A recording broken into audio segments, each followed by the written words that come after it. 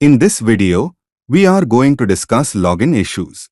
After connecting an ONU to our computer, how to log into it, how to access its web interface and configure it, and what we can do if any issues occur while logging in. These are the things we will be looking at in today's video. So, the device I have currently connected to this computer is a dual-band ONU, HG323DAC. We can access this ONU in two ways. One method is by connecting the ONU's Wi-Fi to our computer or mobile, and then entering the default IP address to log in. The second method is through a LAN cable. This ONU has two LAN ports. You can connect a LAN cable to any one of the ports and connect the other end to your computer. By entering the IP address, you will be able to log into the ONU. For this, the first thing we need is the ONU's IP address. The default IP address of the ONU is 192.168.1.1.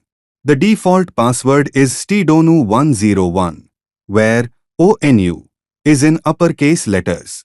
With these details, we can easily log in. Even after having all these details, if we are unable to log in, what can we do? Or what could be the reasons? That is what we are discussing in this video. First of all, in this case, I have connected the ONU to my system using a LAN cable. When we are accessing an ONU through a LAN cable, the first thing we need to check is the adapter settings of the computer or laptop to which the LAN cable is connected. We need to assign an IP address in the same IP range as the ONU. Is it mandatory? It depends on the situation.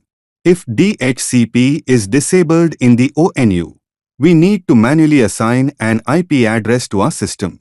If DHCP is enabled in the ONU and the internet is connected, then we can log in without assigning a manual IP. Now, I will first show how to set an IP for the LAN adapter.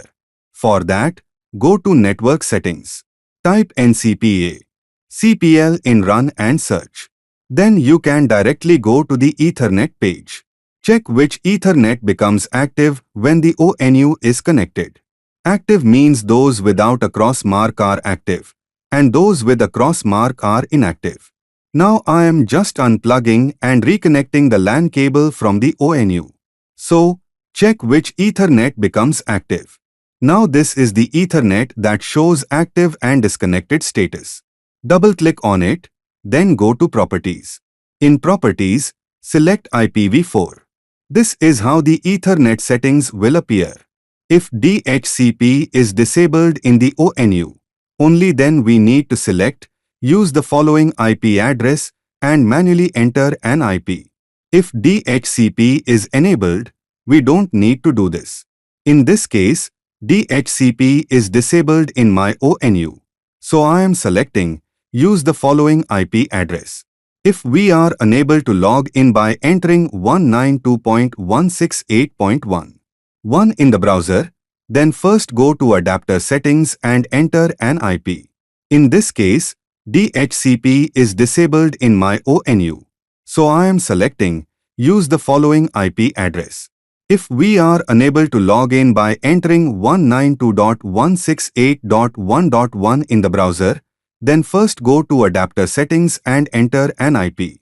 Here, I am not entering 1.1 because that is the login IP. We should not use that. We can assign any IP except 1.1. I am entering 1.7 here. For subnet mask, just click and it will automatically appear. Then click OK, and again click OK. Close the window. After that, open any web browser available on your computer, such as Google Chrome or Mozilla Firefox. Then enter the ONU's default IP address in the address bar. The default IP is 192.168.1.1. Press Enter. Then the login interface will appear. In some situations, even after setting the IP, the web interface may not open. In that case, try using another web browser. Don't rely on just one browser. Check with another browser as well. If it still doesn't work, then check whether the LAN ports of the ONU are working properly. Also check whether the LAN cable is working properly. The ONU has indicator lights on it. There are two LAN ports, LAN 1 and LAN 2. Both are gigabit ports. When you connect a LAN cable, check whether the LAN 1 or LAN 2 indicator lights are glowing. If the light is not glowing, there may be an issue with the LAN cable. Try replacing the LAN cable with a new one and reconnect it. When the LAN cable is connected properly, the corresponding LAN port indicator should glow. Also verify whether all other indicator lights are working properly. After changing the LAN cable, check the adapter IP settings again and then try accessing through the browser. If it doesn't work in one browser, try another browser. By doing these steps, we can troubleshoot such issues. Even after following all these steps, setting adapter IP, changing LAN cable, trying different browsers, if we still cannot log in, then confirm whether the LAN cable and ports are working properly. If it is a physical damage issue, you can contact technical support. While contacting technical support, if you have any proof videos, send them. For example, if the LAN port light is not glowing when connecting the cable, record a short video.